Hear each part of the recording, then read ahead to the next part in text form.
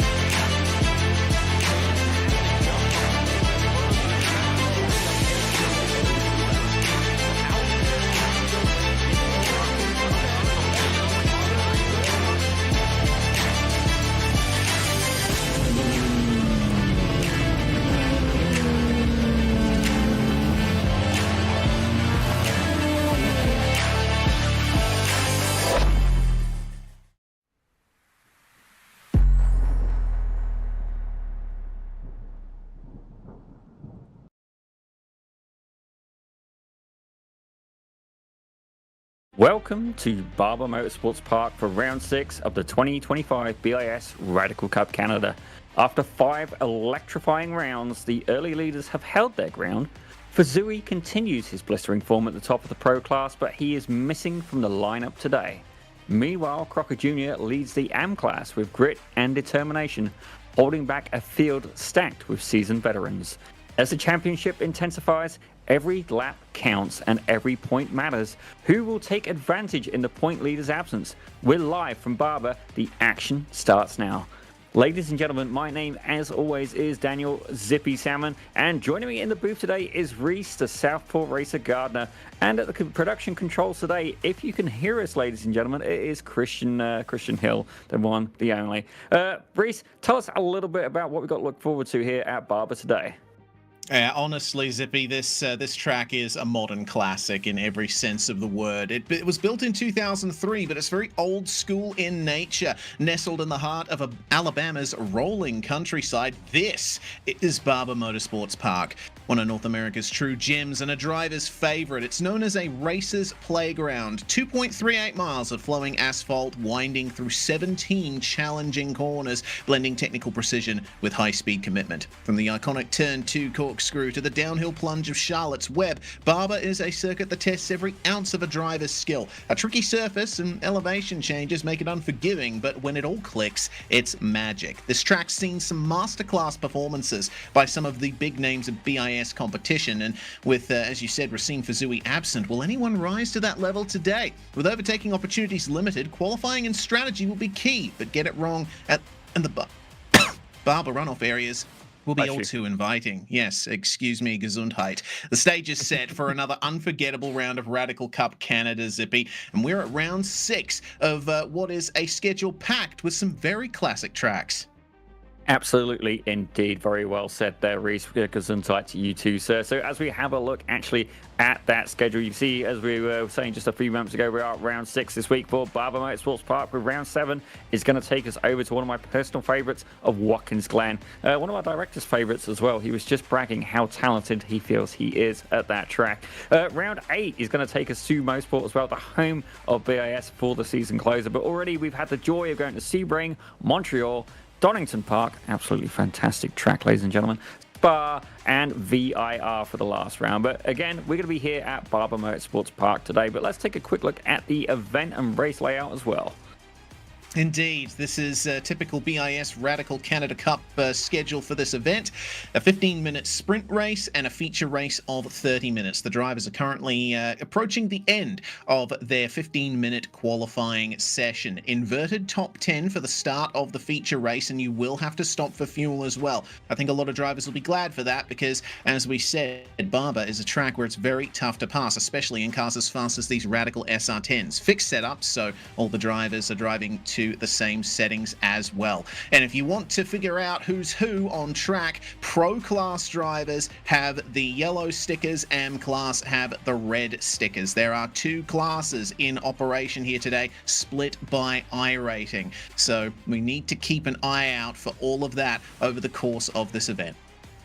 Absolutely, and as well, some information for at home. It is a fixed setup with no spare car available as well, so it really is a one-and-done scenario. But let's take a quick look at the points right now. Obviously, we know Fazooie's not here. He's leading the championship right now with Jamie LaVale in second, and Andrew Hardman, a BiS regular, there in third, with Matt Adams taking fourth, and Ozzy Milwain, that is last year's pro winner, ladies and gentlemen, there in fifth. And that closes out your top five. And between between 6 and 10, you have Kevin Norris, George Griffiths, Clay Morris, Mitchell Green, and Joshua Peters, with Joey Haynes and Zachary Buchanan hanging around in 11th or 12th.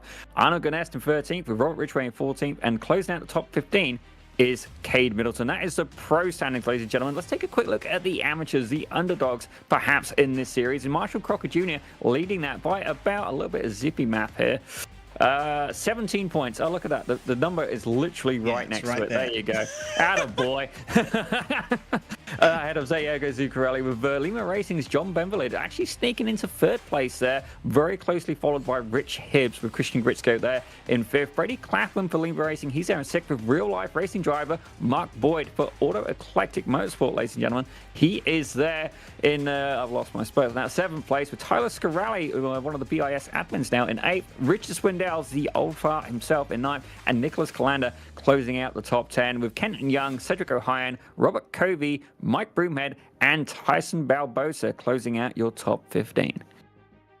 Yes, indeed. And, well, look at that. Just like that, qualifying is run and done. We'll take a quick look at the team standings. Lima Racing currently on top by 17 points over MTC Motorsports. But the team standings are very close between AV and Racine Esports as well. Russ Racing and Ridgeway Racing setups only separated by 4 points. Majors Esports not too far behind either. There's definitely going to be some chopping and changing of these as we come through to the final couple of rounds of the season. But just like that, we are ready for the grid, and Clay Morris has qualified on pole. He's joined on the front row by Jamie LaVay.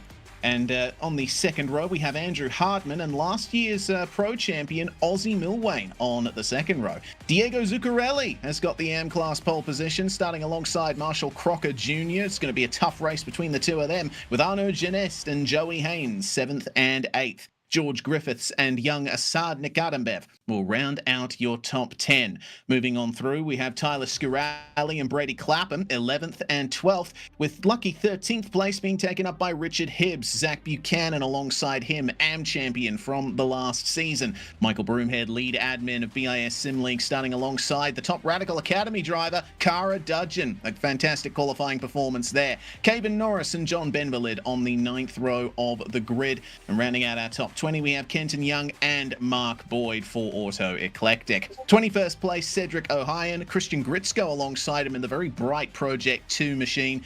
And moving on back to Richard Swindell's and Nick Polliard, 23rd and 24th. The 13th row of the grid is taken up by Nick Polliard and, Keenan Blades and Doug Meadows, the two Rap Force cars sharing that row there, with Robert Ridgway and Chad Payton, 27th and 28th. Top 30 rounded out by Nicholas Colander and Matthew Crimmy. Only a few more cars left to run through, starting with Robert Covey and Phil Nelles outside there in 32nd place. Matthew Mileman and Ivan Langeveld will start 33rd and 34th. And then the last two cars are Ella Martin and Grace Hughes for Radical Academy. The cars have just pulled away behind the pace car, Zippy, and we're getting ready for this 15-minute, 12-lap sprint race.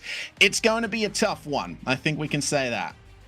Oh, absolutely. And our director actually was telling us he took the cars out for a quick drive during a little bit of practice there. And, you know, he certainly he did explain just how challenging this track is. So, you know, maybe we'll have to pick his brain. It might be a short picking session, at least when it comes to driving, ladies and gentlemen. Talented producer driver is yet to be seen at this point here on BIS. We already know I leave a lot to be desired on that aspect. And some people viewing can say, I only keep all turning left and even then I spin it. But certainly I will respect the fact that it is a very challenging drive indeed. And I've got to say, Cara Dutchin as well, incredible job. Certainly one of the younger drivers in the grid. Incredible to be able to qualify in 16th place at such a young age as well. Certainly Assad Nakadenbev, probably their closest rival at that point. But actually, speaking of Assad, I'm not seeing him here today either, and unless I'm missing something here, Reese. Yeah, well, he definitely put a qualifying time in, and he's right there in the blue and green machine, starting in 10th place. It will be interesting to see what he can do here. He's obviously had quite a bit of success in the F1600 Championship, which runs on the off weeks to this Radical Canada Cup Series. So let's see what he can do in some much more powerful and on-the-edge machinery. Oh, absolutely. And certainly it's going to be a very, very challenging race indeed. And the sprint as well, I find, you know, that as much as you want to sort of like give it a chance to let the tires warm up and stuff like that, and, you know, just try and get into single file as quickly as possible, I mean, you don't really have the time to do so. I mean, especially in a grid this size, if you're going to make moves, you've really got to get on with it and get it done. I mean, we're looking at a 36-car grid right now. That's certainly a huge stack of cars to try and make your way through. Zach Buchanan, for instance, back in 14th. I'm sure he's going to be absolutely fighting to get his way to the top 10, because obviously we have that grid invert for the main feature race, which can carry huge repercussions if you can make it into one of them top 10 spots. Yeah, exactly. He's going to be fighting hard to get into that 10th position, and we'll definitely be focusing on that 10th place battle, because judging by the qualifying times, it looks very close. Short track here. And speaking of short tracks, we are almost at the final couple of corners. So now we find our way to the green flag and we get ready to start here. Short run to turn 1, and it's a quick first turn as well. Let's hope that we don't see too many drivers go off as the green flag flies, and Clay Morris is already away here to start round 6 of the BiS Radical Canada Cup. Brilliant lead coming into turn 1. Andrew Hardman defending from Ozzy Milwain, as we already have 2 cars off at turn 1. George Griffiths and the Lima Racing car of Brady Clapham. There was nearly a little bit of friendly fire from the Lima Racing cars at that moment. It looks like Mike Broomhead maybe snuck ahead of him, and that, I believe, is Arno Ganess, if not Caven Norris sneaking in. Oh, no. There's been a collision, a huge collision. There's been multiple collisions. Round and round they go. The huge plumes of smoke everywhere. This is definitely a scenario where you want to absolutely back out of it. As you can see, one of the Lima Racing cars, absolutely, this is the number 77 car. That's Brady Clapham, ladies and gentlemen. The 312, that's Arno Ganess. He is out of it for the sprint race. As the action continues, Jamie Lavelle up front right now. We'll perhaps try and catch a replay of that in just a few short moments. Yeah, I think what we really should take a look at on that replay is Clay Morris, our pole sitter. He spun out of the lead by himself coming out of turn 3. Their cold tires does indeed take another victim on this occasion, but it's worked out very well for the 444 car of MTC Motorsports. Jamie Lavelle, he's doing everything he can. Hardman's been moved up to second, and Milwain has managed to sneak his way all the way up to third. Marshall Crocker Jr. currently leading the amateur division right now. There in fourth with Diego Zuccarelli behind him, and Assad Nakadenbev, one of the younger drivers again as well, up in 6th place. But previous winner, Zachary Buchanan, I did say he'd be wanting to make a move. He's up from 14th all the way to 7th. Yeah, indeed. Good run from Buchanan as he's pressuring Nakadenbev at the end of the first lap already. This is going to go by very quickly indeed. This straight is one of the few opportunities you have to rest. It's also an opportunity to set up a passing move into this hairpin, which opens up quite a bit on exit. Got to get on the throttle a bit earlier than you expect, and the throttle is always hard to control in these Radical SR10s. Turbo 4-cylinder engine sitting behind these drivers, and it has a bit more power than you'd expect, and you also got to be careful of the brakes locking. That's 2 freebies for Zach Buchanan. Assad Nakadenbev getting into, I think it might have been Zuccarelli, as it was Zuccarelli actually that he went by, and Zuccarelli had a very lucky escape indeed, thanks to that unfortunate mistake from Clay Morris on the first lap. Well, that is definitely not what they had in mind, and I think we're going to be getting a replay in just a few short moments. Let's take a quick peek here and see what happened to Clay. Oh, Yeah. Maybe can we get that again? Goes through there. That looked like a hardware failure almost. It felt like he'd already gone off before. Yeah, did you see it? The wheel just ducked down to the left. I suspect that's a hardware failure, Reese. Well, yeah, it seems... Actually, it looks like Morris was admitting mistake in the InSim text chat. He says, "My bad, guys. That's the first time I've ever done that." See, that was a snap. The rear end was lost coming over the curb. Cold tires, and he just spun. And, well, certainly a huge incident here at the start of the first race. I do believe something's happened to Robert Covey as well. I'm just looking out of my left monitor there, and one of my favourite drivers here on the grid, purely for the bearded talent that is Robert Covey. I believe something has happened with him. Let's see exactly what went on here. You can see it looks like he's going around the first turn. They're checking up a little bit there, goes in a little bit deep and just has a little bit of a contact there. Right on the brakes, doing everything he can to try and reduce the damages. As I see there's been more incidents happening throughout the field. Very, very spicy races today at BiS Radical Canada Cup. Yeah, Nick Polliard falling down the order, and looks like we've had quite a few drivers get involved in that lap one carnage. It was Joey Haynes and Arnaud Genest who were really caught up in the mistake for Clay Morris there. So they are down a lap now. They spent some time in the pits getting damage repaired, but we keep our eyes on the battle for second for now. Jamie LeVay has skipped away to a 1.5 second lead. Andrew Hardman here getting chased by Ozzy Milwain. Well, certainly he is applying the pressure right now, and you know, these guys have certainly raced before as well. There's certainly going to be a big battle going on there, but Zachary Buchanan, he was all the way up to 7th early, now back down to 17th, so something's obviously happened with his race that he didn't have in mind. The former winner certainly going to have to try and pull out all of the stops to try and make a couple more moves. As I see there is action happening throughout the field. It looks like Milwain's applying even more pressure there to Buchanan, to Hardman as well, but right now Buchanan trying to make a move there on Robert Ridgway, as my director is going to absolutely slap me if I keep changing around the commentary. Well, let's focus on this battle for the moment. Oh, wow, okay, I just saw something in the background there. It looked like at the hairpin someone had a problem, but we'll obviously get to that when we need to. For now, going through these last few turns, man, this is one of the most difficult pieces of racetrack on iRacing, in my opinion. That run up the hill through the never-ending right-hander, get on the brakes, and the front end just struggles through there. You want it to hook in, but it just won't. Oh, absolutely, and certainly, you know, you've got to do everything you can, and I've always took the approach, certainly what my iRacing mentor taught me was slow in, fast out, low risk, high reward. Actually, it was my old man who taught me slow in, fast out. I had the opportunity as a young 17-year-old male in the UK to have a Toyota MR2 Mark II revision free. All I had to be able to do was insure it, and that was quite the challenge at that age. It was indeed going to be 3 weeks pay for 1 month's insurance, so it was not an available option to me. But those cars were known as a widowmaker, and certainly at that point I was taught by my old man slow in, fast out, and that's certainly the same way I would approach these cars. Understeer is a lot more manageable than oversteer, and certainly a few of the drivers experiencing that at today's race. Yeah, I can't imagine how much understeer Ozzy Milwain's suffering here behind Andrew Hardman. Of course, this is a fast sports car, and you need to be careful of aero push through the fast corners. That'll mess up the aerodynamics and induce even more understeer that you have to manage. You can see that though he is catching up to Hardman in quite a few places, he just can't make the move. There's not enough space between a lot of these corners to really get that move set up. Certainly, you know, you've got to choose your battles. As I see, actually, one of the Lima racing cars I got my eye on as well is currently missing. Uh-oh. Go on, Reese, what'd you see? Yeah. Milwain just understeered as predicted and ran off at turn 1. So now there's a little bit more of breathing space for Andrew Hardman there. Oh, absolutely. That's exactly what Hardman needed. It looked like Assad Nakhanov was starting to apply pressure to the other amateur leader right now, and that is Marshall Crocker Jr. Certainly, we know Assad's got pace. He certainly is a little bit of a hero or zero at times when it comes to his racing approach, but has darted back. As I see there, that's the 1-2-3 car has gone off.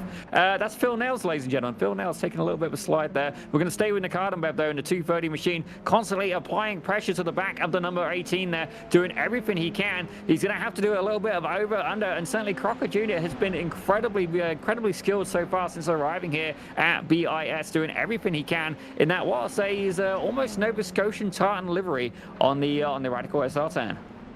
Yeah, always good to have a chat to Crocker after the races as well. Presents himself very professionally indeed. So let's see what Assad can do to find his way past him. Assad hasn't made too many starts in the Radicals this year. He's mostly been focusing on the F1600s, but we can see that he is pulling a lot out here around this lap.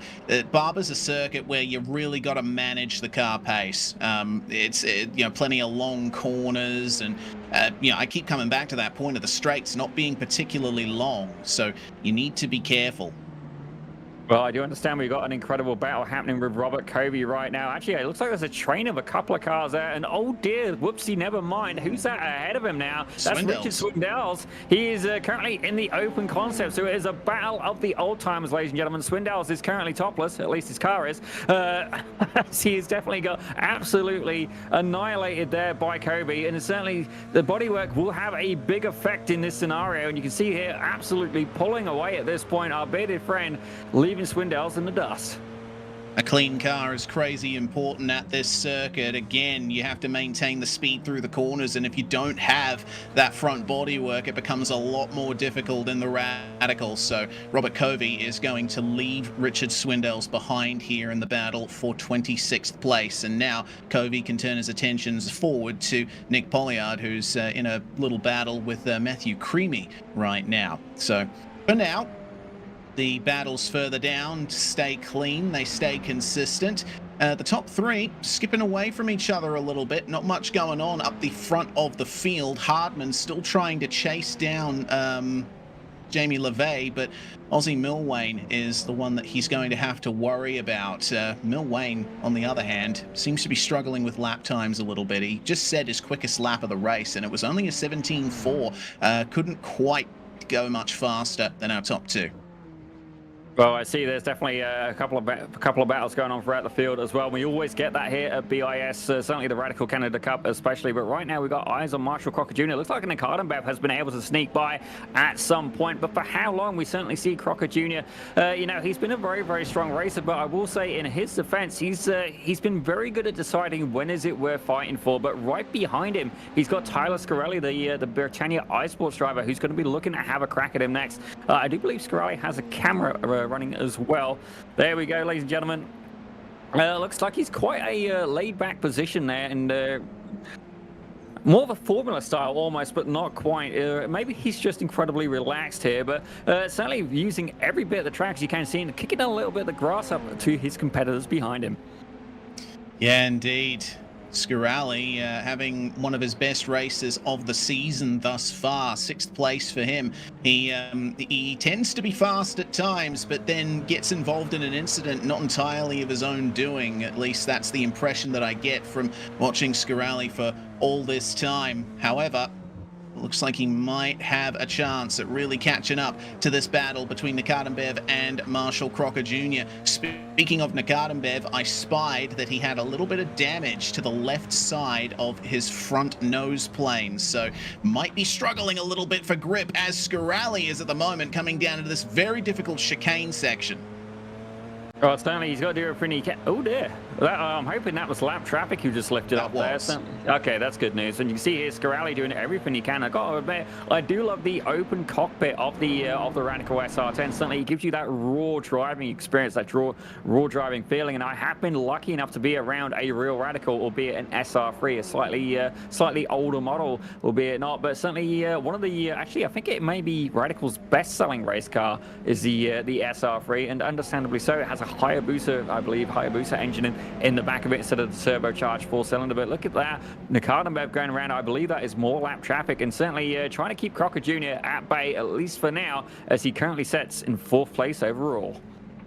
Yeah, timing of the lap traffic is incredibly important too, and it worked not in the favor of Crocker that time. The Lima Racing car was on the inside of turn 1 and Crocker had to go wide. Meanwhile, have a look at that. Andrew Hardman has lost 2nd place. Ozzy Milwain has gotten past him. I get the feeling that might have been a mistake from Hardman.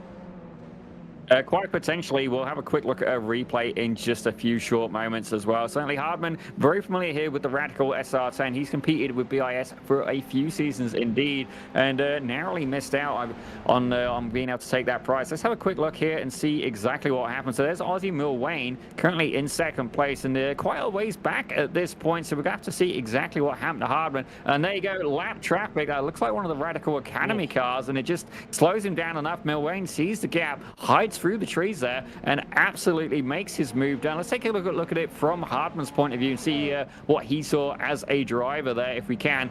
Up on the inside, runs it a little bit too far. I do believe they caught the curb. Definitely bounced a bit there. Milwain just says, thank you very much, I'll take that, and moves into second place overall.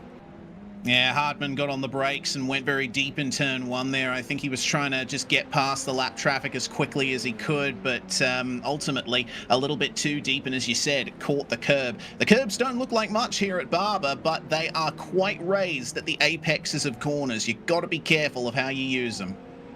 Absolutely, certainly. I've definitely clipped a few curbs in my time, and on occasion taken flight. Actually, I'm thinking of a particular league race I did at the weekend where I saw a Formula B do such flips. It was worthy of the Olympics, ladies and gentlemen. It absolutely ricocheted off the curb. But I believe George Griffiths currently back in 8th place is applying a little bit of pressure there to the 115 car of Richard Hibbs. If you can take a quick look at that. I say that he's now dropped back to half a second back. So again, the commentator's curse really not helping, at least not for Griffiths, as Hibbs has managed to pull away very slightly. Actually, that gap just hovering now around 0.4 of a second.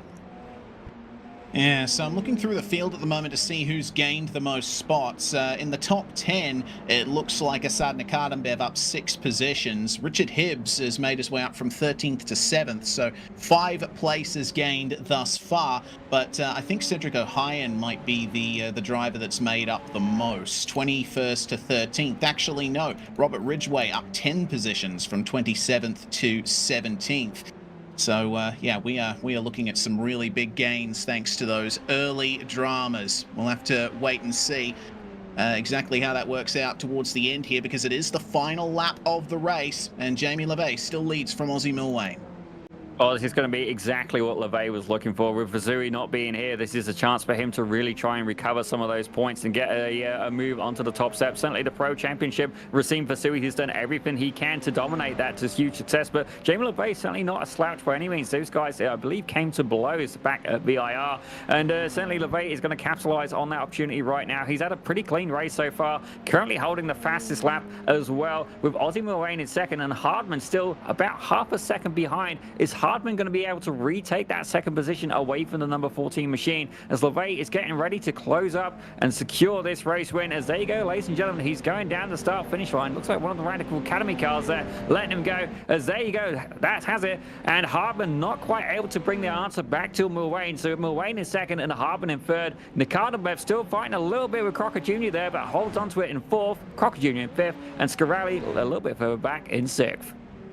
Asad Nikadambev is your M-Class winner for the first race of the round. Meanwhile, the battle between Doug Meadows and Robert Ridgway, trying to get past for 17th, but a bit too far back to really take advantage. Seems like Christian Gritzko finishing a while ahead of them, as ahead there looks like a lapped car. I believe that might be Joey Haynes there.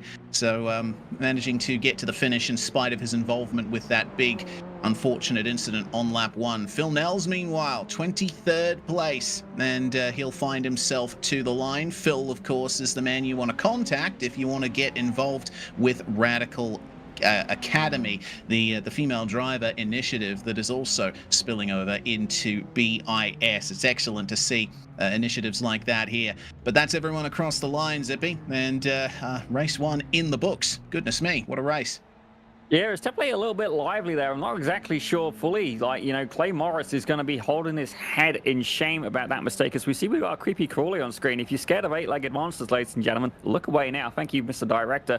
And certainly a very interesting race indeed. And speaking of Oh my gosh, Radical Academy. We do actually have a commentator potentially in training with us right now. So Jess Trafford has been smuggled into the commentary booth. Currently, just getting a hang of how things work around here, at least doing her very best to. And it's fair to say it is a very steep learning curve. And we've got a little bit of an advantage, I guess, where we've been doing it all for a little bit of time. But maybe we'll hear from her a little bit later. Maybe not. Still a little bit shy at this point as we head there into the warm-up. But a little bit of a plug there, I guess, for the Radical Academy. Reese, tell you what, should we go over the results or should we go over some sponsors? What do you reckon, sir? Dealer's choice. I reckon a quick run through the top 10 at the very least, because we got to remember that that's going to be inverted for the second race. Jamie LeVay taking the win. He's going to start in 10th. Milwain and Hardman complete the podium with Nakadambev, Crocker, Scarali and Hibbs running out the top 7. Griffiths, Broomhead and Dudgeon. Kara is going to be starting on pole position for the second race. That is very significant indeed. So keep a very close eye on that Radical Academy 305. But you're right, Zippy, we should thank our sponsors here for the BiS Radical Canada Cup. Are you looking to own a Radical or feel the thrill of Radical racing first? Contact Robert Burgess at Radical Canada to buy your own car or arrange a rental and dive into the excitement of Radical competition. His email address is right there. Shoot him a message and get yourself started to elevate your racing experience. And of course, FEL Motorsports, a premier real-world racing organization that brings thrilling, high-stakes competition to tracks across Canada, supporting and showcasing talented drivers and professional motorsport series. Much like BiS, FEL provides a platform for racers to push their limits. They recently announced the addition of the legendary Trois-Rivières Street Circuit event to their 2025 calendar. For more information and to stay updated on the 2025 season, visit FEL's website. Last but not least, M-Zone is a trusted brand in automotive care and maintenance, providing top quality products designed to keep vehicles running smoothly and looking their best. Known for their performance-driven solutions, M-Zone shares BiS's passion for excellence, making them a perfect real-world counterpart in the automotive space. Discover M-Zone's full range of products and elevate your vehicle care by visiting their website right there, mzone.ca.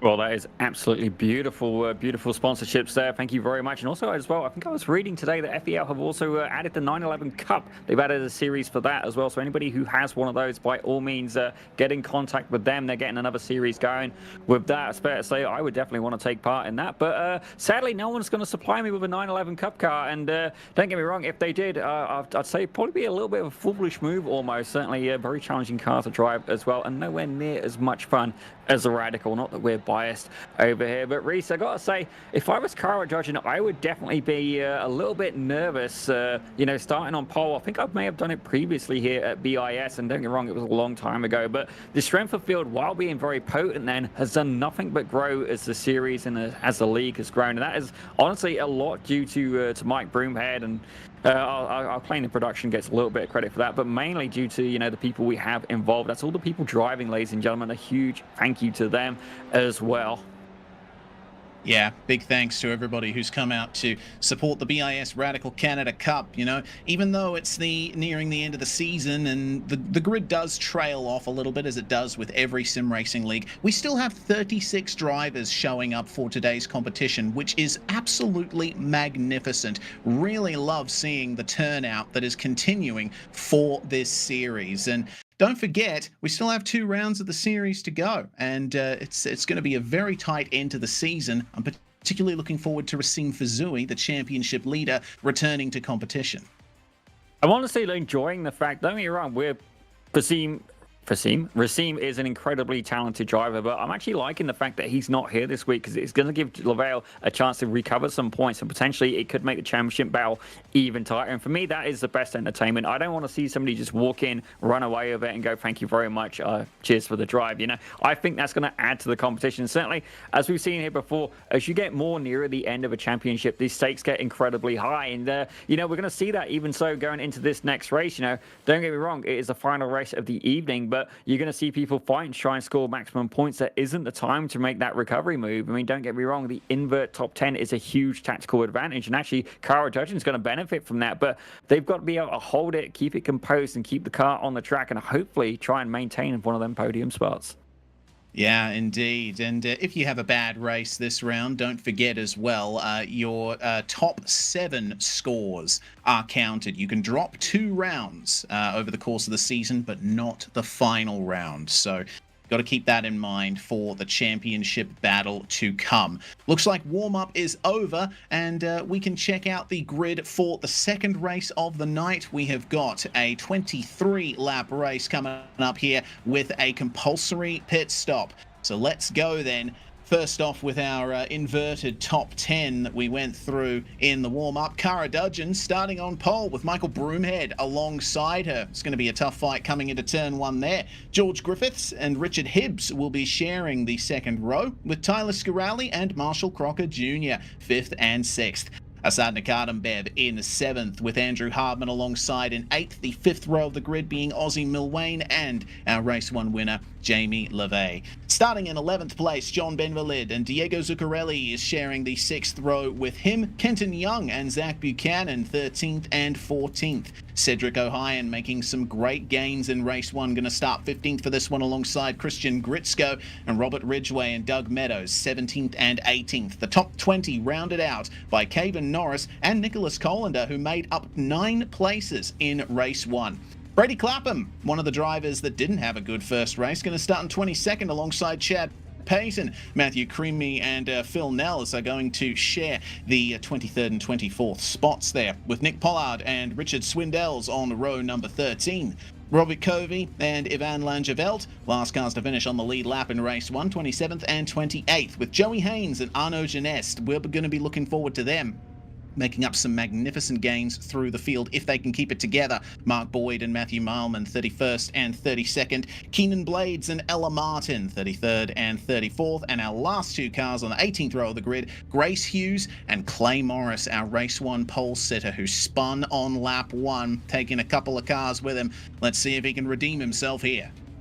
Well, it's fair to say, starting at the back of the grid, I can only see him going in one direction, and that is indeed up the grid at this point. Certainly, we know he's got the pace, and there's going to be a few drivers, I feel, that are going to be fighting incredibly hard, but they have got to remember it does take a little bit to get some heat into these tyres. And certainly, while the start can be the most opportune moment to make the biggest gains, you've got to keep it within check. You know, you can't just be going full send, dive bombing it.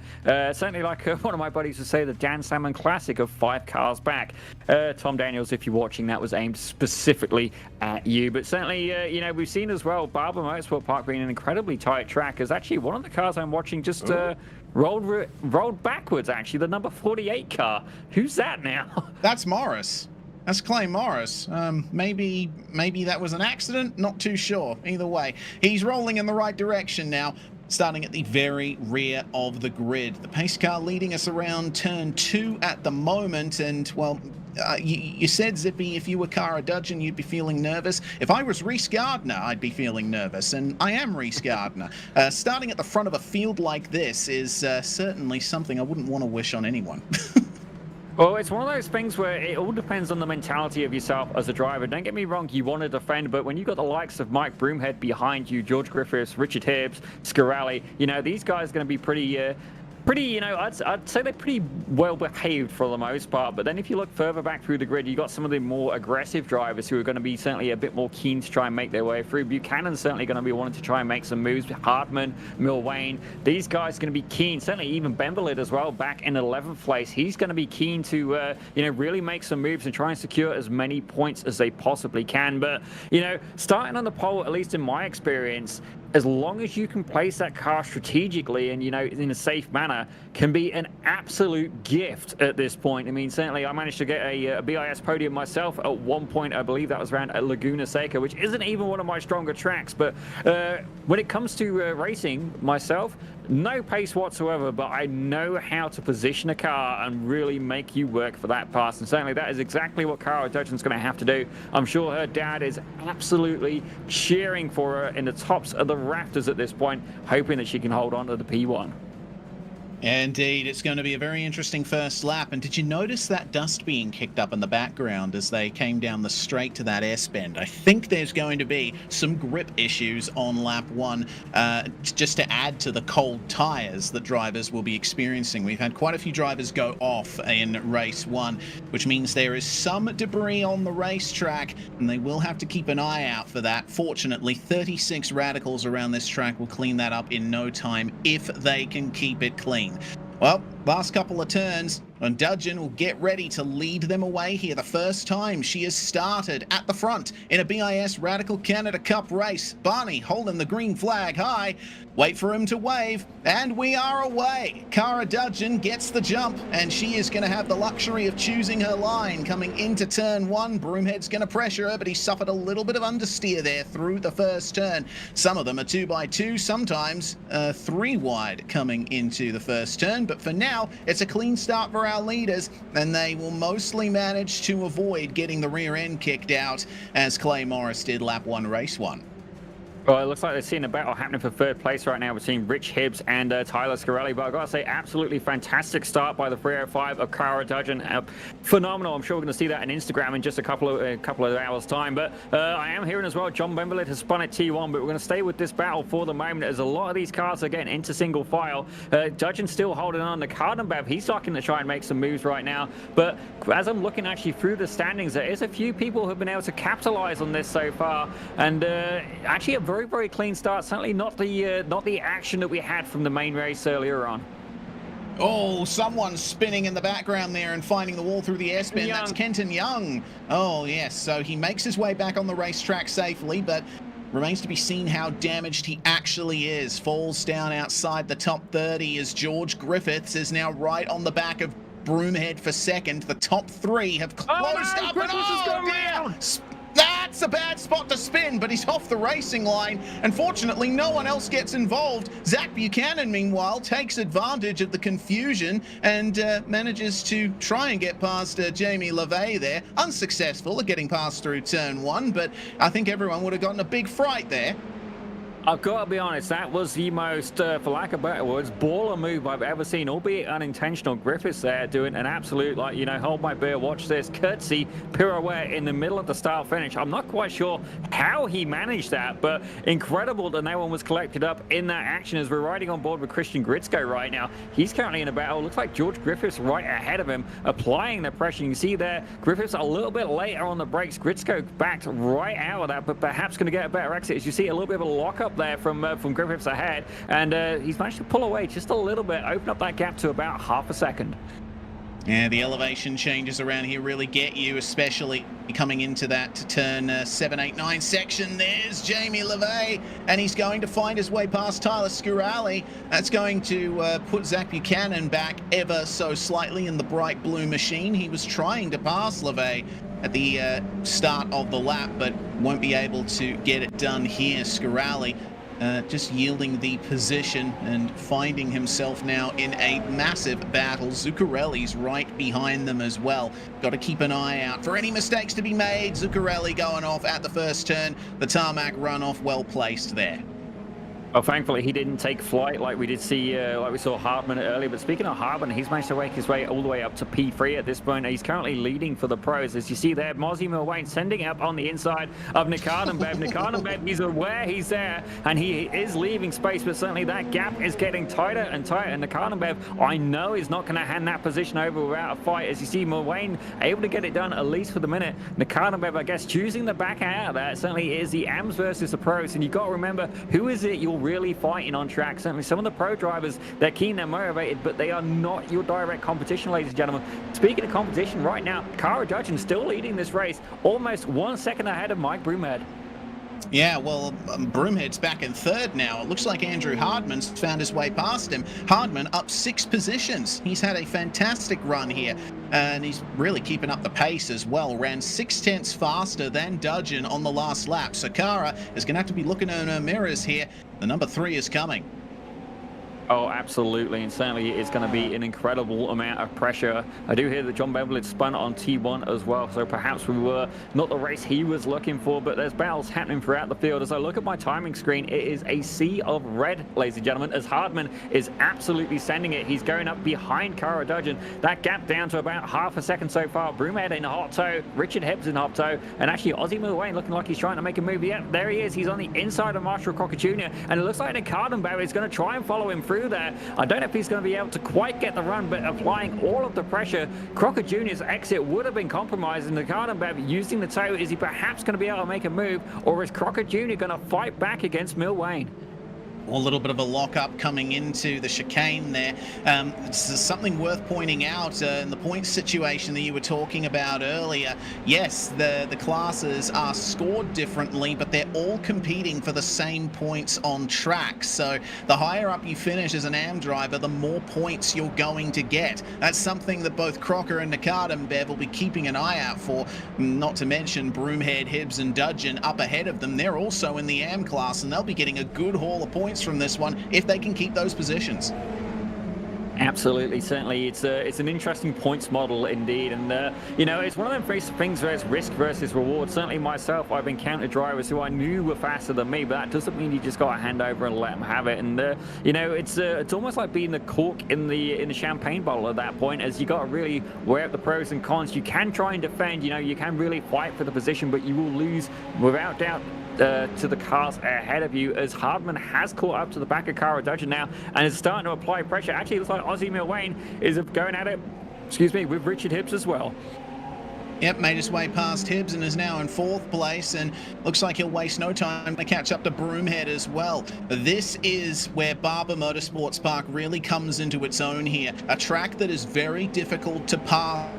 Don't forget, there is a mandatory pit stop coming up for the drivers. You will have to stop for a bit of fuel at some point over the course of this race, and that is an opportunity for the likes of Hardman and Milwain to catch up to, potentially pass, Cara Dudgeon. They might not be able to get it done on track. She's putting on some great defenses for the time being, but in the pit stops, she'll have to really keep an eye out. Absolutely, and you got to wonder as well, so if you can't get past someone on track, that just leaves you another option, and that is to basically stick behind him. Oh no, that's Nicardenbauer. Nicardenbauer's come down. He's ricocheted back onto the track. Buchanan, fantastic dodge there, able to get by, but that could indeed be the end for the 230 machine of Nicardenbauer Motorsports. Oh my gosh, close the door there. Who's that behind him? That was very, very close. Don't get me wrong. I mean, he had rejoined the track, but maybe probably should have stayed in a little bit on that one. Almost a collision there to Christian Gritzko, who only just managed to avoid that incident there. Let's have a better look and see exactly what happened to Nicardenbauer. So he runs over the curb and onto the grass coming out of the last turn, and the car just snaps on him there. The wall ricochets him back out onto the start-finish straight. Very lucky escape for a lot of drivers there, and in comes Gritzko. Nicardenbauer obviously thinking, I've got to preserve as many positions as I can, and well, the stars aligned for him. He could keep the position, but he is carrying some damage now, which he'll probably have to get repaired at the pit stop. That's going to cost him some time. This is going to be the phase now for Nicardenbauer where he assesses the damage. How is it affecting the handling of the car? How is it affecting my lap times? He's losing positions left, right, and center, and oh dear, that's going to make things even worse there. The Lima Racing car, I'm not sure exactly who it was, but they were trying to get past. It looks like it was Cedric O'Hyan who tried to get past Nicardenbauer there, and unfortunately 2 doesn't go into 1. We're going to get another look at that. Absolutely, it looked like something definitely did not go to plan there, and that almost looks like he maybe we get a driver's eye view. From what I can see, it looked like Nicardenbauer turned down, maybe O'Hyan went in a little bit deep. It's kind of hard to call it. Let's take a quick look from O'Hyan's point of view. So okay, O'Hyan's gone in, he's got the corner, and yeah, I don't know if I want to call that one. Yeah, I mean, it was a deep dive from O'Hyan, but you could clearly see that Nicardenbauer's top speed was compromised, presumably thanks to the damage. So I think O'Hyan probably thought, okay, this will be an easy move done. But regardless, that will be that for now. Meanwhile, Michael Broomhead has gotten past Cara Dudgeon for the lead of the race, and Andrew Hardman has fallen to 4th place. So we've missed something pretty significant there. Well, we're going to stay with the live battle right now as Dudgeon is currently under attack from Ozzy Milwain, which is certainly, I've been in that situation, and you've really got to bring your A game in such a scenario. As Milwain's gone on the inside, he's made that incredibly tight, absolutely threading the needle, and we've got to make sure that Hardman and LeVay don't sneak through at the same time. And I've got to say, well defended there, and that has now put Milwain under pressure. Hardman's going to be going side by side. Great move by Dudgeon. Can she keep hold of it? Broomhead is going to be hoping they battle as much as they possibly can, and you can see there, it looks like Jamie LeVay looking to get on the inside. Buchanan Zach there as well. We've got a four-way fight. Everybody wanting a piece of that second place, but currently Hardman is going to be in on the action with Marshall Crocker Jr. just lurking there in the background with Scarelli right behind him. Yeah, truly a tight race for second as Hardman slides his way through at the hairpin, and following him through is Milwain. Dudgeon's now off the podium. She'll have to think about maybe changing up her strategy a little bit to try and stay on it. Maybe save some fuel, potentially, shorten the pit stop. We'll have to wait and see on that one. But, man, it's a very tight battle for second, and there's no chance for the lead for now because Broomhead has rocketed out to 1.5 seconds in the lead. Now, Milwain and Hardman battling with each other. They are of similar pace, and both of them want to be the winner here, but I think they might have to try and work together to catch up to Broomhead. Well, I don't know. I mean, Broomhead, you know, he's got pace. We know that. And certainly has not been the luckiest drivers. He looked like he was maybe dipping a wheel just then, going a little bit wide there. But, so, oh my gosh, somebody just went really wide in the background. I don't know if you saw that as well. Pit entry. Oh, pit entry for Marshall Crocker. We're good. We're good. It's misleading. It's misleading here at Barber because the pit entry is off the exit of the second last corner, and you see someone going super deep, and you think, oh, are they going off? Nope, they're going for the pits. So Crocker Jr. is the first one to blink. Well, certainly this could be a very good tactical decision getting the undercut, because at this point, 9 laps in, them tyres are certainly going to be carrying a little bit of heat as LeVay is looking to make a move on the outside. Buchanan is right behind. Hughes able to defend. Sorry, Hughes, Dudgeon. Wrong Radical Academy driver, ladies and gentlemen. I knew who I meant. So Cara Dudgeon has managed to hold on, and now the crisis is back into Buchanan's court as he has rivaled there. Jamie LeVay alongside. You can see Scarelli right behind. Scarelli is looking to try and get in on the action as well, as these guys puffing a little bit of smoke there, a little bit of a lockup as really Scarelli, the camera car in this battle. If I was him, I certainly would not be looking to put a nose in, but if opportunity presents itself, you got to make that move. And certainly, yep, no, he definitely lifted out of that, thought better of it, and said, no, I think these guys are maybe going to come to blows. I want to survive more than I want to make that pass. It was side by side behind him as well with Griffiths and Zuccarelli. This is an incredibly tight battle, and all of that fighting, all of that scrapping has given Cara Dudgeon a lot of breathing room. She's almost all on her own in fourth at the moment. Scarelli will be looking in his mirrors there at Zuccarelli and Griffiths, see if they can try and catch up to him. But for now, he's keeping Hardman and keeping Buchanan and LeVay very honest. Well, certainly, if you can get the drivers behind you to keep fighting, it's a tactic that is personally one of my favorites. As you see there, Hardman is now caught up to Broomhead. Milwain's up there as well, so we got a three-way fight for the lead, ladies and gentlemen. We got series organizer, we have BiS regular, actually all BiS regulars here. Certainly Broomhead, he is a regular, well, irregular, regular. You get the drift, but certainly he's under pressure right now from some seasoned competition here of Andrew Hardman and Ozzy Milwain, and certainly this is the best news that Cara Dudgeon, Zach Buchanan and Jamie LeVay, and indeed everybody behind them can hope for, because if these guys keep fighting, it is indeed going to close up that gap behind them. But maybe choosing to have a little bit of a truce could be the winning tactic. I don't see it happening though, not here at BiS. No, absolutely not. If there's one thing for sure about BiS, it's that all the drivers are going to throw it in there. They're going to try and get the job done. It's all about hard racing here, which is exactly what we love. Well, coming up to, I'd say, 13 laps to go. We now see a couple more drivers pop into the pits. One, actually, Diego Zuccarelli there. I think it's very smart here from Crocker and Zuccarelli to be getting out of this battle early, because if you stay in this fight, if you stay very close to other cars, you're just going to be compromising yourself. You want to pit and try and get some clear air. Well, there's going to be clear air ahead of Hardman now. He's just gone for the lead, and he's taken it. Broomhead wide. Can he defend second place from Milwain?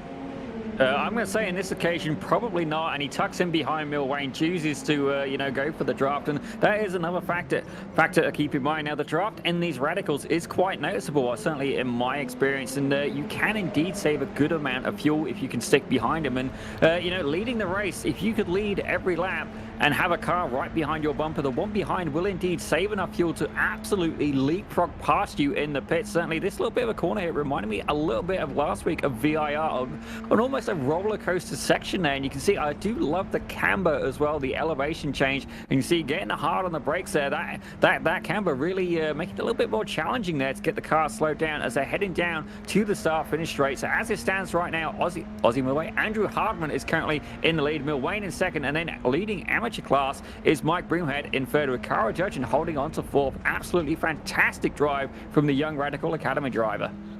Yeah, and her lap times are looking pretty good too. Broomhead, of course, compromised, a 1:18.6 on the last lap. Cara Dudgeon with a 1:17.7. She made up bulk time on Broomhead on that lap, so could still be on for third if she plays her cards right. Meanwhile, Jamie LeVay trying his best to find his way into the top 5. He's chasing down Zach Buchanan here, and it looks like Milwain's going to try and go for it on Hardman. Oh, there's a little bit of a defense there coming into the chicane.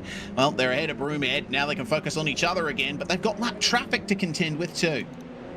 Certainly, and lap traffic can be an interesting dynamic. Myself, one of my favourite moves, albeit questionably unethical, is to use lap traffic to literally hold up my opponents. So going into a corner, I will go in alongside the lap traffic and basically shut the door completely, a big double door in fact, so my competitor is not able to make a move. And as far as I'm concerned, it's completely legit, but maybe not the most favourable tactics among some drivers, but certainly completely legal as far as I'm concerned.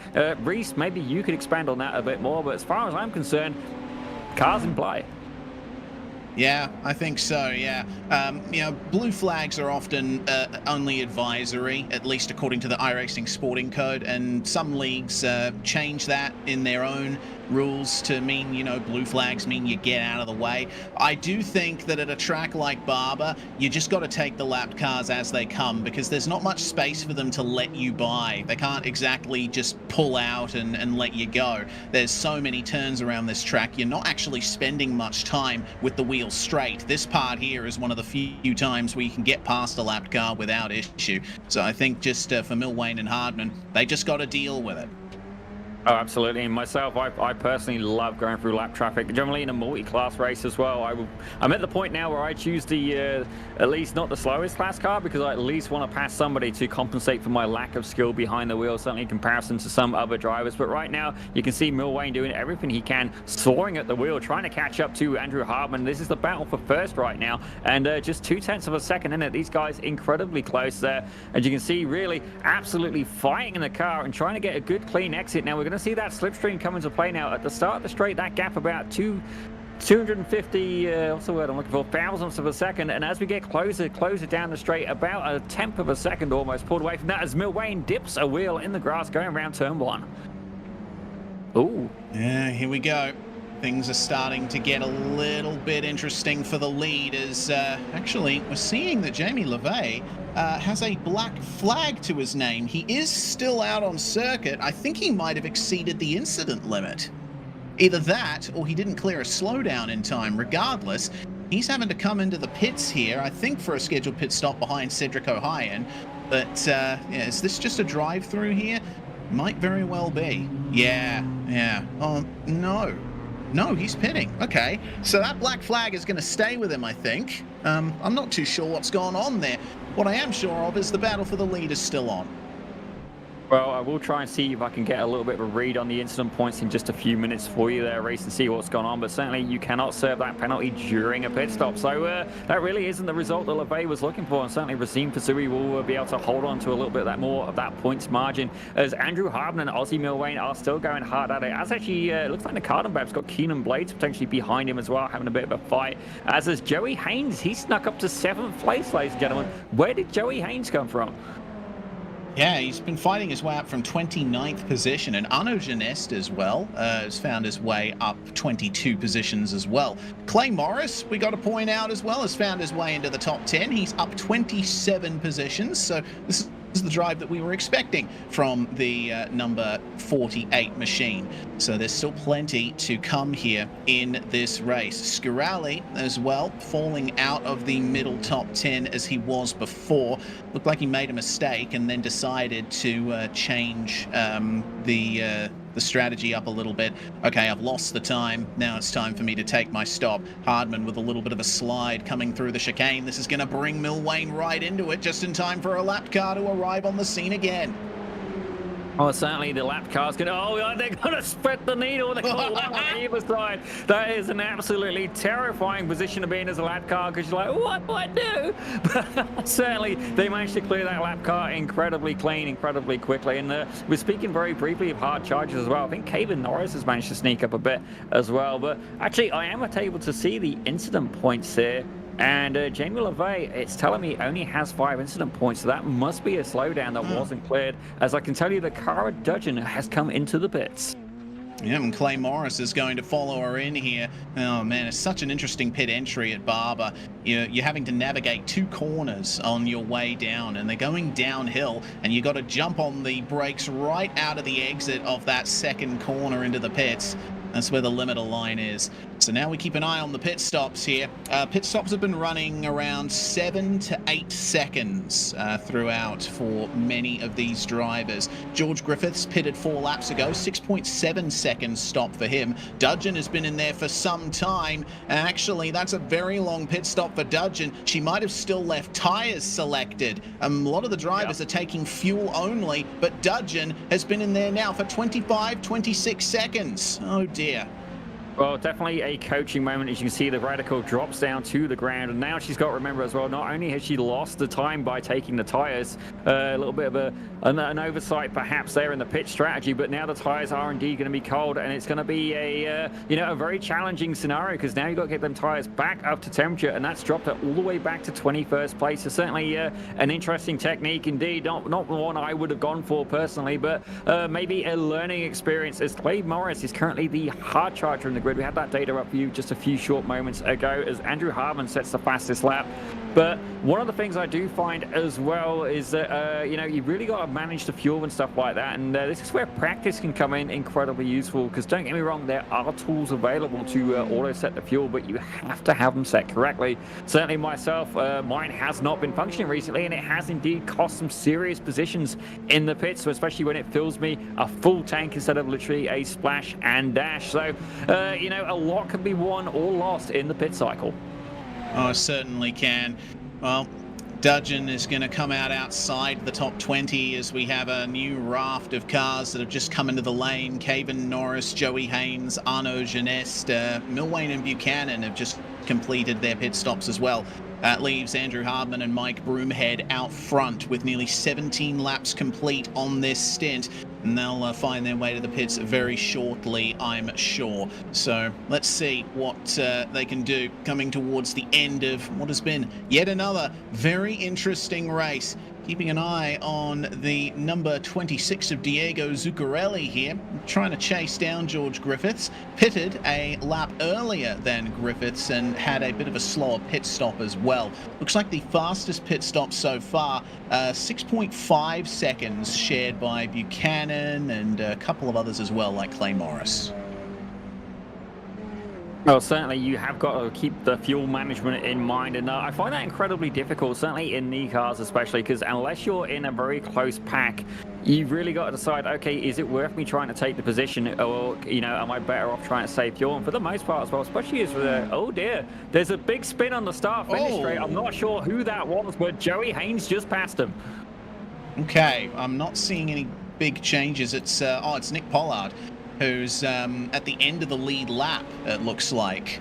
So that's unfortunate there for Nick. Down 4 positions now. Oh, that was close. That was a bit too close. Not for position, of course, but got to be careful when you're recovering. Well, I do wonder as well. It looked like the yellow car there. It was Christian Gritzko. That'll be the second time he's almost got murdered with an incident on the start-finish straight and been able to dodge a bullet there. Certainly, that gentleman needs to buy himself a lottery ticket there. As we see, Phil Nels very briefly, it looked like he was heading there into the pits. But we're going to keep going with Nick Pollard. So certainly not the event he was looking for right now. And I'm hearing that Brady Clapham was in the Lima car there that had a little bit of an interesting scenario. As I see Joey Haynes making another move, but I believe that's past lap traffic.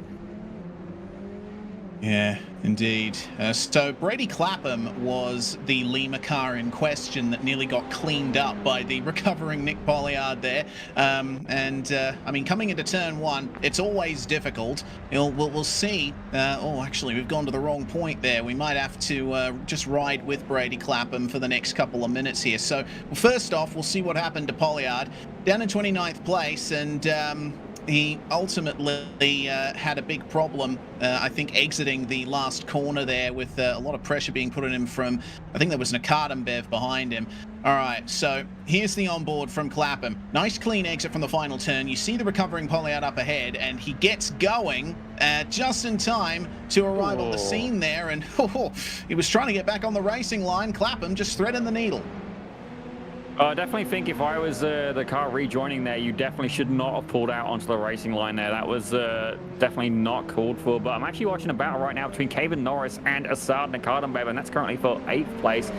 Clay Morris is up there as well, as is Joey Haynes. We've got a 4-way fight going on, and somebody in the commentary booth gave me a little bit of a giggle there. I'm not going to say what it was, but certainly there may be a few rivalries happening here on the virtual racetrack here at BiS Radical Canada Cup. Yeah, certainly. This is such a tight battle here for 8th spot. Caven Norris holding off Assad Nakadambev, who's going to try and go deep around the outside of the second last corner, but it's very difficult to get it done there. You need to hold the outside and get the optimal line for the final corner, and for now, Clay Morris seems to be finding his way through here. Arnaud Jeunesse behind, trying to keep his way through on Joey Haynes. Goodness me, I'm having a lot of trouble stringing words together. There's just so much happening on screen at the moment. This is just crazy battles here at the end, and we've only got 4 laps to go for our drivers at the front.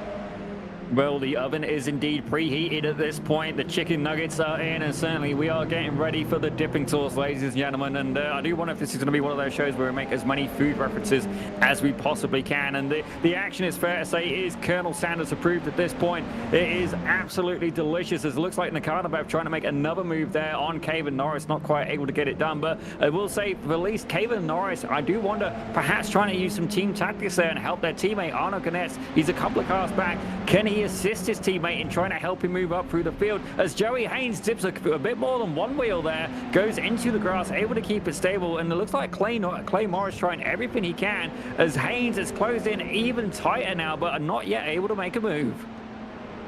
Yeah, very tight indeed. Man, oh, a little bit of a slide for the car at the front of the pack there. Got to be gentle through the last corner. This is going to be the chance that Assad Nakadambev needs, and he's on the headlight flash to try and get past Caven Norris. Don't forget, Caven is the freshest out of the pits of a lot of these guys. Pitted 4 laps ago. Nakadambev is in the rhythm while Norris is still trying to get back into it. It's all about the power application out of turn 2. Keep the throttle pinned across the crest here. Avoid the curb on the inside. That's caught out more than a few drivers here today. But there's no move for Nakadambev coming into the hairpin. Oh, it's very good as well for the lap traffic. They realized what was coming, and a whole swarm of bees in this occasion as they absolutely blitzed by. But certainly, I do wonder as well, is Joey Haynes going to be able to hold off on Jeunesse? Are these guys just kind of sitting it back? I think, obviously, Nakadambev, he's been around BiS a while, and he is known to be definitely a very fierce driver in spirit. And, you know, I do wonder if these guys are actually, at this point, going to hold back, going to hold back and maybe wait for a possible incident. Certainly, I've seen Joey Haynes have more pace previously, but I suppose I should switch off his car. Let's take a little bit of an onboard here from Clay Morris, who's looking to try and make a move on Nakadambev, but certainly, Nakadambev focused on the car ahead, not just the one behind. And this could be the move. Oh, there's almost contact there. Oh, incredibly close. It absolutely threaded the needle there, and a very, very tight. We're going to have to get a replay of that. I don't think you could have put a piece of paper in that gap as Morris is able to sneak by, and now it's going to be his turn against the 774 of Caven Norris. Man, what a drive it has been from Clay Morris in this second race. You know, he was 0 coming through race 1, but now he is the hero. Gently does it on your way to the braking zone here. Catching up to Caven Norris just a little. And he's going to try and find a move here. This is very difficult to try and set up a pass. If you only have a couple of laps to go at Barber, where do you find your way through? I mean, there's straights, but they often lead into fast corners. There's no clear out-braking opportunities on this circuit other than that turn 5 hairpin. Well, certainly, I think the dial is going to keep going up. Despite the oven being preheated, the thermostat has been labeled defective, and these guys are going to keep fighting as the see Ganesh drop back just a little bit there. He's got to make sure he stays in the draft, which he should be okay with about half a second back as he's closing there in on Joey Haynes, certainly trying his best. But Nikardenbev already looking to try and fight as he's taking the wide line yet again there. Puts him on a much tighter corner exit there. But for the final corner, you need to carry as much momentum as you possibly can. Carry all that momentum and get in that slipstream to try and make a move, as that's exactly what Clay Morris is doing. He's going to go up the inside on turn 1, gets it done, and Nikardenbev looking to try and follow him through as well. Caven Norris under pressure. It's Norris versus Morris. Oh, they make contact.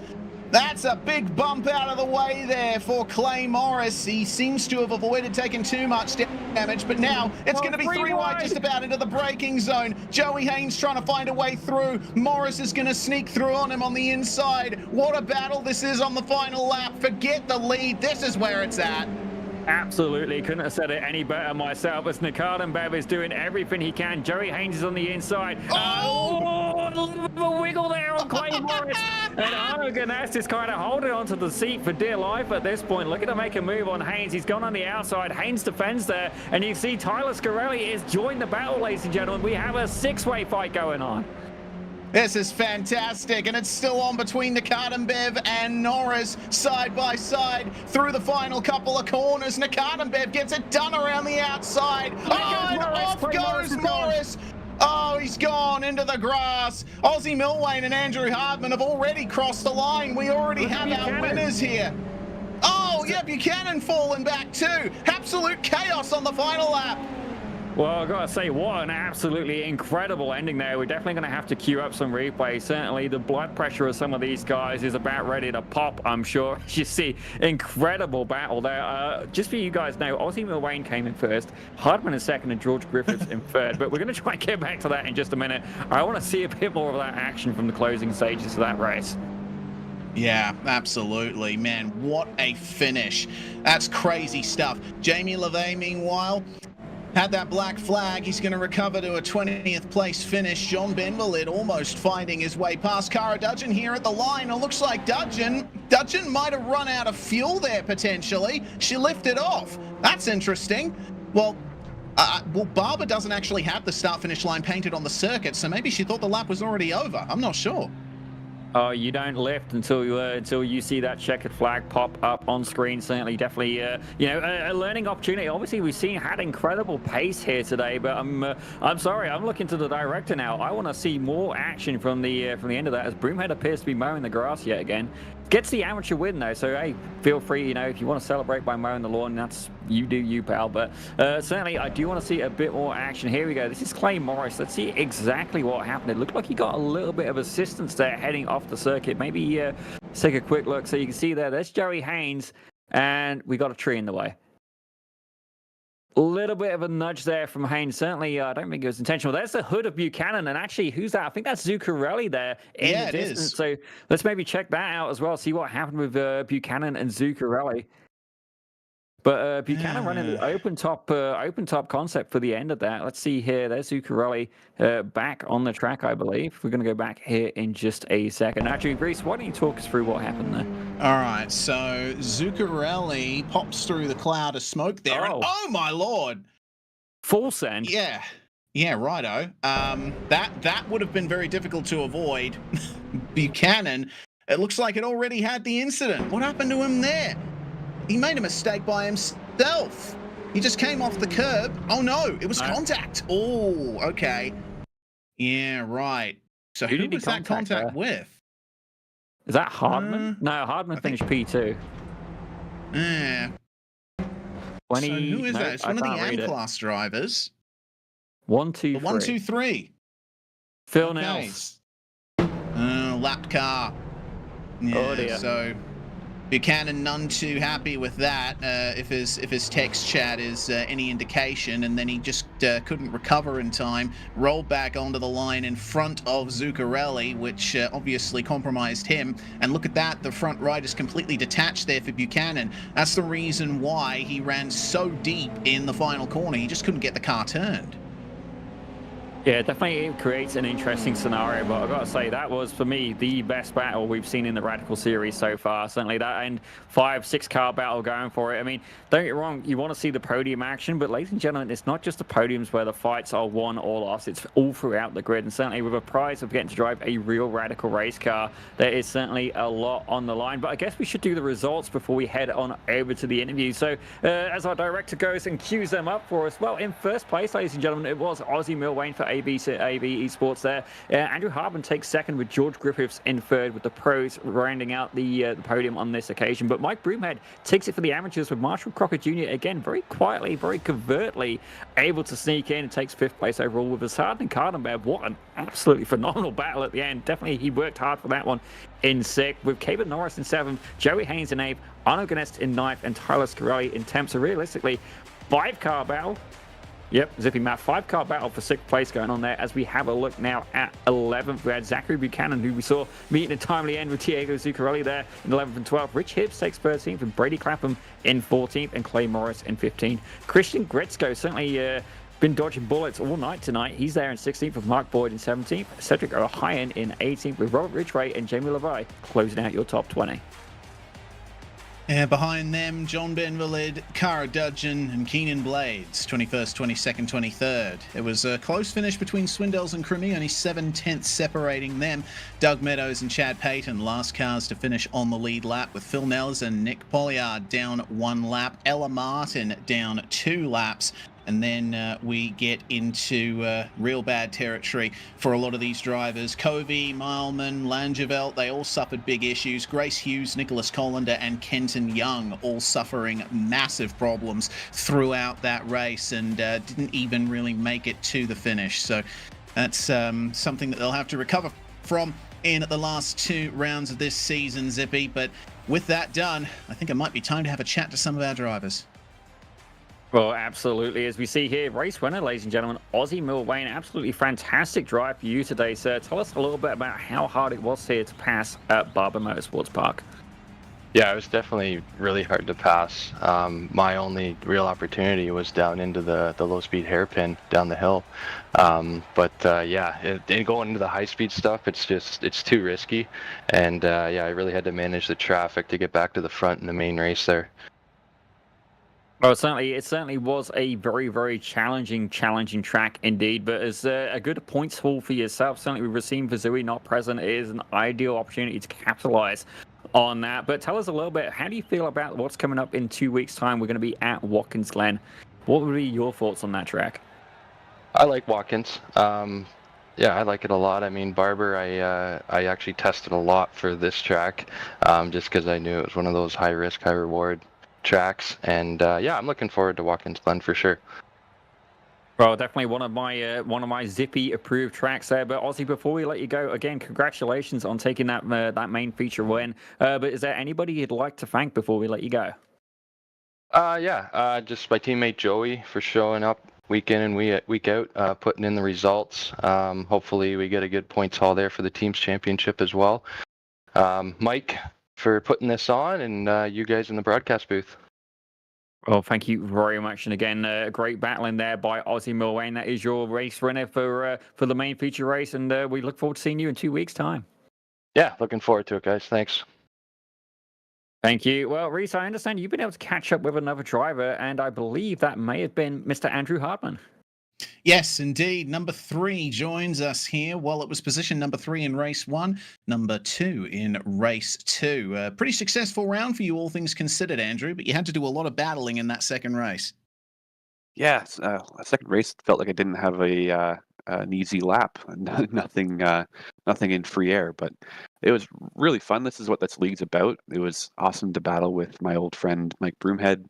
It's been a while, but glad to see him back there. And Ozzy and I can't seem to get away from each other, so that was really, really fun. I chose wrong on some lapped cars, made the wrong decision, and it cost me. But yeah, still really happy with the P2. Good points, and yeah. As you should be. And lap traffic was a bit of an issue here just because the track is so tight. Very twisty and up and down kind of circuit here at Barber, which is obviously quite difficult in this Radical. It is, yeah. I think we saw in the first race where Clay was on pole and he lost it on the first lap. I feel really bad for Clay. I mean, that must be a terrible feeling. He deserved to be leading us there, and he was out before the race really got started. So it's tough. A couple times I caught myself locking a rear, entering corner, just because of how much load we're putting through the tires. It's really, really fun, and I think with these cars, it's a massive challenge, and then you add lap cars into it, it becomes even more of a challenge. But all in good fun. It was really a great time tonight. Absolutely. Well, hopefully it's the same at Watkins Glen coming up for the second last round. Congratulations on the double podium, and hopefully we get to have a chat to you in 2 weeks' time. Cheers, Reese. Thanks. All right, Andrew Hardman with us there. And it looks to me like our AMA class winner, Asad Nikardambev, is here. Actually, not quite AM class winner, but he was certainly in the fight, Zippy. Well, absolutely, Assad. I got to say that was an incredible battle at the end, and certainly you had to work very, very hard for that. Tell us a little bit about what was going through your mind when you were fighting a 4 or 5 car battle, trying to hold on to the amateur position there. Sorry. I mean, it There was he is. really, really close. Sorry. Just had some mic issues. So it was just really about managing, trying to understand where the guy behind me is, where he's better or worse than me, where I can be better. And yeah, in the first race, it was real close between me and Marshall and Diego for the first part. It was really just trying to understand where they're faster, where they're slower, and how I could be better. So all about managing and trying to be fast too. Well, certainly it was a very hard-fought battle in there, and definitely the best advice I would give you, Assad, is certainly review your own race. Certainly there's a few moments of wicked battles, a few where, if you do have an incident, you do go to make a rejoin, maybe, I get where you went to defend, but I'd probably risk versus reward. I'd probably avoid that. But my best advice, always review your own race. But certainly a well-deserved result today. Good effort. But before we let you go, is there anybody you'd like to thank? I'd like to thank my parents, my mom, my dad, my whole family, and I would like to thank my sponsors, Performance and 425 Motorsports, for their support. And everyone involved in this race, I would like to thank too for their great racing and fun time this evening. Well, that is definitely a very, very talented individual behind the wheel of a car, or indeed a go-kart at this point. And I got to say, the young gentleman here already has sponsors. So it's fair to say, yeah, he's definitely got potential, and I do hope we will see him in Formula One or indeed a real Radical at some point. That would be incredible. And ladies and gentlemen, you would have seen it here first. Not that we're going to name drop or anything, but I would be happy to say that Assad Nikardambev races with us. But for now, we're going to let you go. Assad, congratulations once again. Thank you. Well, I have been able to get another person I want to get in for an interview as well, Reese, but you take the next one of your choice, sir. Yeah, is it Griffiths you're getting? No, I'm actually going to take Cara Dudgeon in just a few short moments. If you'd like to take Griffiths, though, by all means, carry on. There we go. George Griffiths is right here with us in the number 25. A podium for you tonight, George. You were on the pace. Yeah, it didn't come easy. Had a bit of unluckiness in both the races, spinning in the feature race, but I just tried to forget about that, put my head down, and ended up finishing third. Yeah, indeed, it was a tough job, especially in race 2. The strategy was a big part of it as well. You were one of the cars that ended up pitting in the sort of mid-race kind of area. What was influencing your decision of when to pit? Well, there's a group of cars in front of me, and then Diego pulled into the pits, and I wanted to do a couple more quick laps, and did one more, pulled into the pits, and then came out in some free air right in front of Diego and Jamie, and I kind of just didn't really have a strategy other than going. I thought I would come out in clean air. Well, regardless, getting a podium finish here, a good haul of points in the third last round of this season. Hopefully Watkins Glen goes as well for you, George. Thanks for joining us. Yeah, thanks. Well, that's the number 25 of George Griffiths there. And Zippy, I do believe it's time to have a chat to Miss Dudgeon. Well, certainly, Cara, we was cheering you on when we managed to get the main feature pole starting position, and it was an incredible race. And certainly, I think definitely a few things were learned on this scenario. I think mainly pitch strategy at that. But tell us a little bit about how you managed to fend off. Certainly, albeit we didn't manage to make it all the way to the end. I definitely think it was the pit strategy that really kind of caught you out. But certainly, tell us a little bit about what it was like as an experience trying to fend off these seasoned BIS veterans. Yeah, it was an amazing experience. They are like so amazing. It's just really awesome to be here. And I think we did mess up with the pit strategy. Like it reset our tires. So we actually had replaced tires instead of only doing fuel. Definitely. I think what can happen when you first go to the grid, it will say that the tires are off, and then once you get moving, it will fully populate that.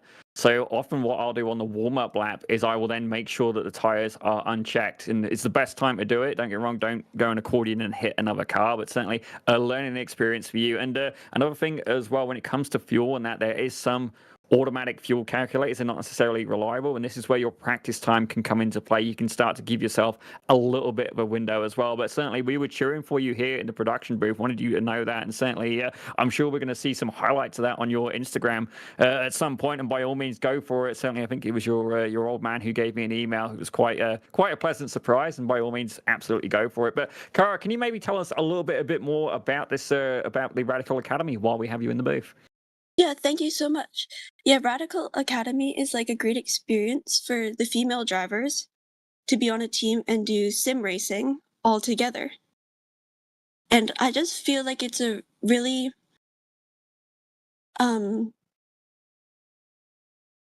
sorry, 1 second. You're okay. We don't buy it. Yeah, sorry, I'm just a little nervous. Never done this before. That's okay. This is so. It's a little bit of an experience for you, and it's all right. We'll make this for you as comfortable as we can. So don't get me wrong. Often it's underestimated that being a racing driver, there's a lot more to it than just driving the car. Obviously, you've got to deal with the press, and I don't know if I can fully say that the pit road production is press, but in this scenario, it is the closest simulation you're going to get. So getting simulation not just on the racetrack, but in the media booth as well. But certainly, the best advice is definitely keep calm, relax, and if it's a little bit easier for you, we'll steer the question to something maybe you're a bit more comfortable with. So next round, is going to take us to Watkins Glen. So tell us a little bit about how you will prepare for that, and certainly if it's a track that you're already familiar with. Oh, Watkins Glen, that's one of my favorite tracks. I've driven it a lot, but I think I need to work on my passing skills, like going under braking. I found like I was locking up a little under braking, so I just have to get more comfortable with my brakes. Because I just don't drive this car like a lot, so I'm just going to get used to that. And I'm going to try doing lots of practice, like defending, and just trying to be super fast for the next race and do some AI races and work on my racecraft.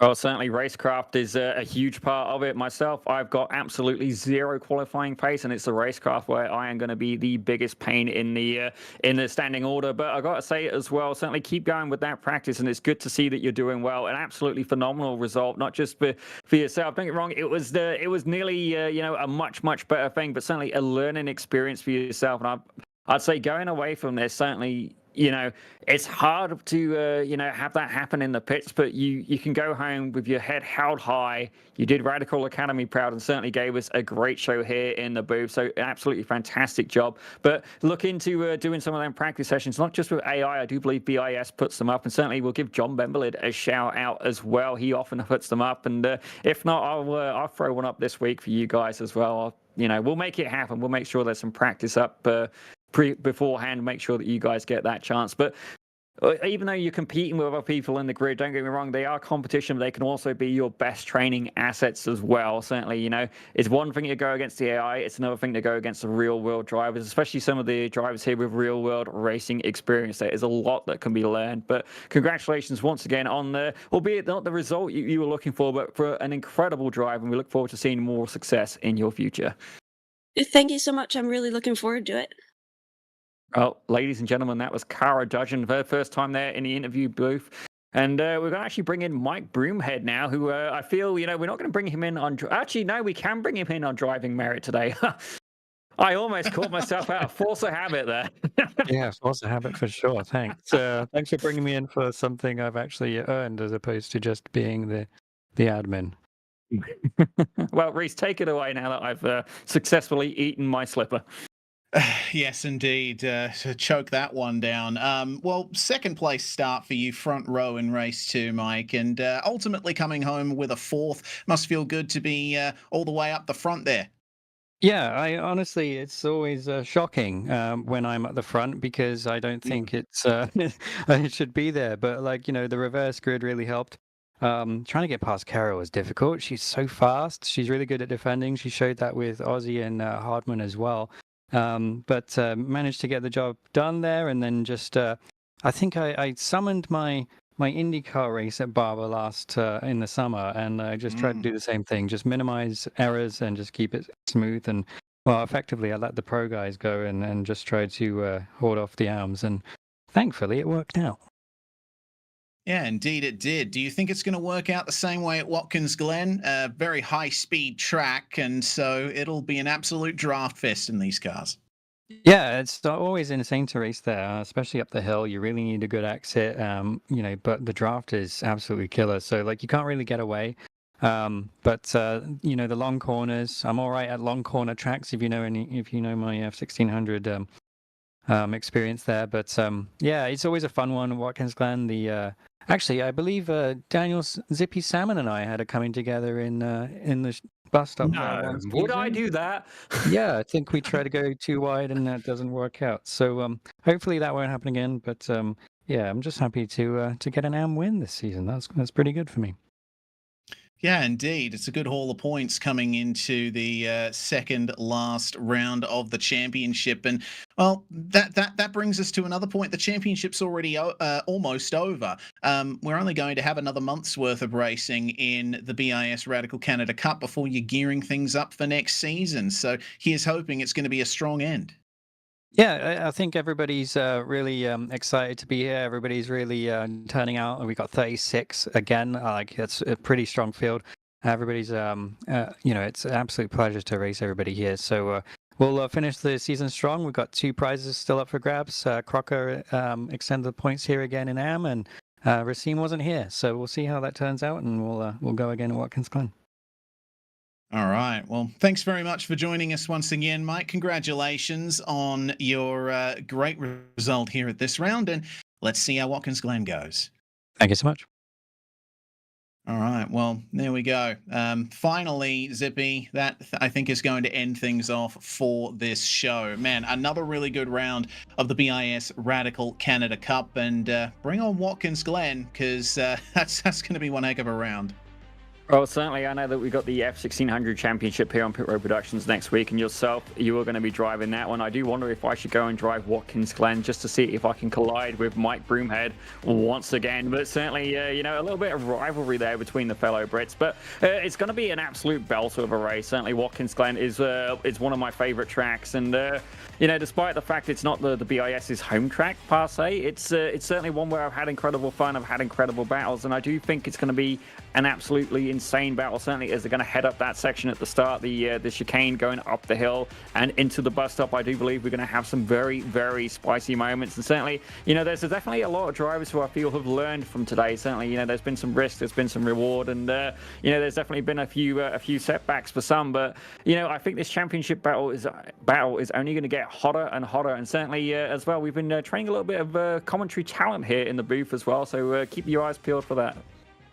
Yeah, indeed. We'll have to wait and see on that one. But yeah, there's the date down there. Watkins Glen, February the 12th. Be there or be square. The track is definitely the opposite of square, quite windy in places. And then another 2 weeks after that, we finish off the season at Motorsport. So it's going to be a great end to the season. The fun does not stop on Pit Road Productions, though. We have the Almeida Racing Academy happening this weekend, and we also have the BiS F1600 Championship, King of the Mountain at Bathurst this time next week. Well, not only that, on Monday nights we've also got another show as well with the WDCR SCCA Virtual Racing League. I had to really think about that. There's too many acronyms in one short section, and I consistently make a complete botch of it. And it's almost like a running joke at this point, but certainly lots of action to look forward to on Pit Road Productions. But my name has been, and I guess it always will be, I don't know why I always refer to my name in the past tense. By all means, put that on the YouTube comments and have some fun with it. You know, absolutely roast the living stuffing out of me. It's fair game. Certainly these guys will, for sure. But my name is Daniel Zippy Salmon, and joining me in the booth today was Reese, the Southpaw racer Gardner, in the commentary booth. On production, we had Christian Hill, who I understand did just get a haircut. Ladies and gentlemen, not that we're ever going to see it on this broadcast. And we also had Jess Trafford hiding there in the background as well. Certainly maybe seen her on the Radical Academy broadcast as well. But thank you very much for tuning in. And yeah, if you saw any particular moments that you really particularly enjoyed, by all means, clip them on YouTube and send us a copy. We want to know the bits that you found most enjoyable. But for now, from me, from Reese, from Christian, and indeed from Jess on this occasion, thank you very much for watching. And we're going to see you, I guess, on Saturday for the Almeida Racing Academy.